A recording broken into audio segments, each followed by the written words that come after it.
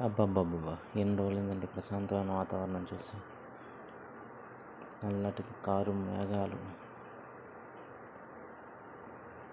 చల్లటి గాలులు, ప్రకృతి ఎంత ప్లెజెంట్గా ఉందో చూడండి. నీలి ఆకాశం, ఉదయం నుంచి కాస్తున్న ఎండ తీవ్రతకి ఒక్కసారి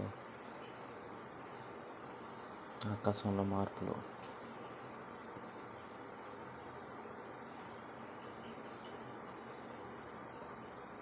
కారు చీకటి మొత్తం చాలా మబ్బుగా ఉంది.